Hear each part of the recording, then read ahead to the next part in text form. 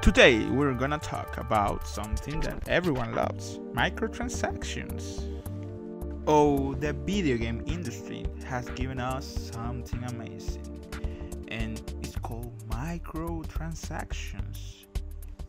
After all, you see companies like Ubisoft. Last year they made a whopping $392 million of what they call player recurring investment.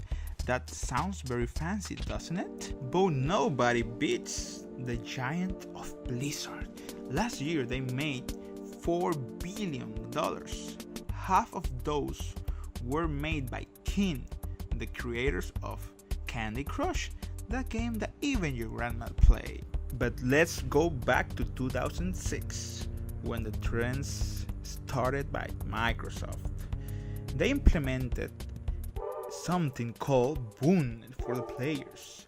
The idea was to sell individuals items of certain packs of expansion of a game in a range from $1 to $5. And the great idea was a freaking horse armor. Yeah, for $2 you can get your own horse armor, and people were disgusted.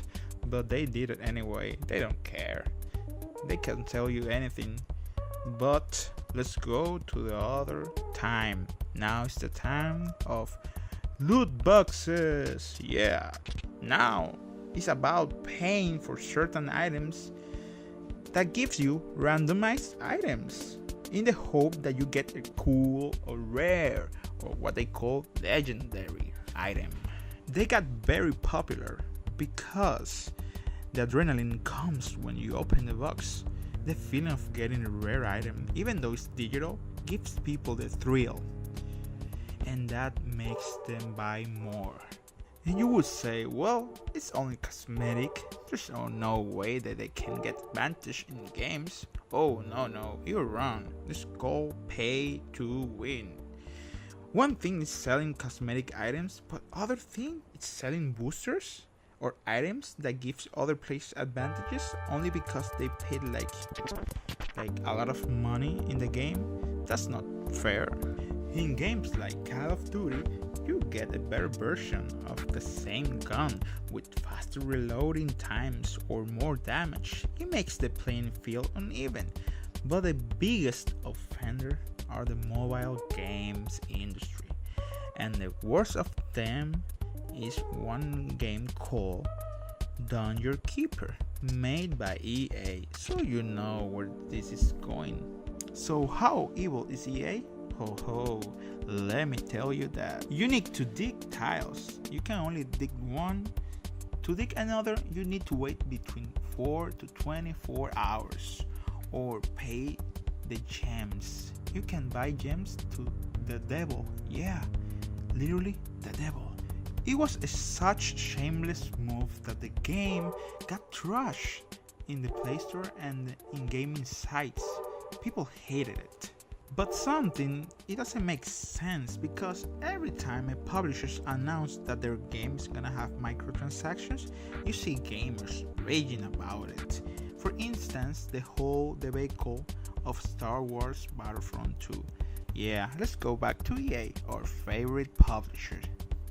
The backlash was so big that they removed the in-game purchases for a couple months, and yeah, only for a couple months, because they will never remove it forever. That's unethical. So what's happening? In one side you have gamers that are raging and complaining about microtransactions, but in the other hand you have record profits in game revenues. So I'm gonna introduce you to a creature in the deep sea of money. There's a creature called a whale.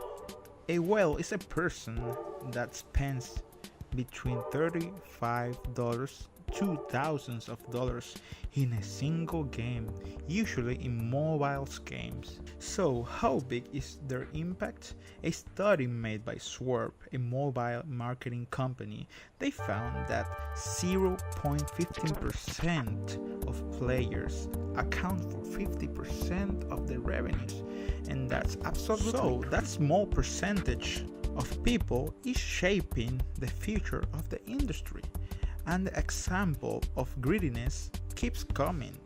The latest example is Metal Gear Survive. So yeah, a game made with the corpse of Metal Gear left by Kojima at Konami. In the game, you need to pay $10 to create an alternative character slot, so you don't have to delete your current one. So every time you think they won't go that far, they surprise us. So what can we do about it? Well, we have to call them out with our wallet. You don't need to pay $60 full of microtransactions and in-game purchases, because it doesn't help the industry.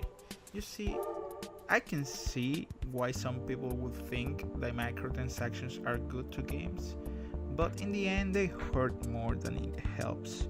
So what do you think about the microtransactions? Are they helping or are they destroying our industry? Let me know down in the comments. And thanks for watching.